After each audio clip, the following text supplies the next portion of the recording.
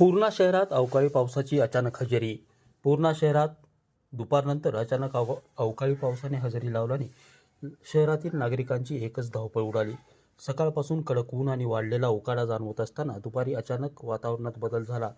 आकाशात काळे ढग दाटून आले आणि काही वेळातच हलक्या ते मध्यम स्वरूपाचा पाऊस सुरू झाला. अवकाळी पावसामुळे वातावरणात गारवा निर्माण झाला असला तरी या पावसाने शेतकरी वर्गात चिंता वाढवली आहे. सध्या रब्बी हंगामातील गहू, हरभरा आणि भाजीपाला पिके काढणीच्या अवस्थेत असून काही शेतकऱ्यांनी काढून ठेवलेला माल मळ्यातच ठेवलेला आहे.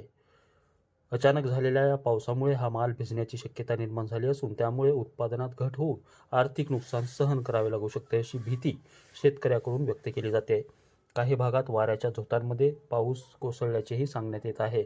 शहरातील बाजारपेठेत पाऊस सुरू होताच नागरिकांनी दुकानाच्या आडोशाला धाव घेतली. छत्री किंवा रेनकोट नसलेल्या नागरिकांची गैरसोय झाली. काही ठिकाणी रस्त्यावर पाणी साचल्याने वाहतुकीचा वेग मंदावला तर दुचाकी स्वारांना घसरड्या रस्त्यामुळे अडचणींचा सामना करावा लागला. अचानक बदललेल्या हवामानामुळे काही काळ जनजीवन विस्कळीत झालं होतं. अवकाळी पावसामुळे उकाड्यापासून काहीसा दिलासा मिळाला असला तरी शेती आणि दैनंदिन व्यवहारावर त्याचा परिणाम जाणवतोय. पूर्ण्याहून सुशील गायकवाडसह नितीन बनसोडे, एकमत डिजिटल, पूर्णा.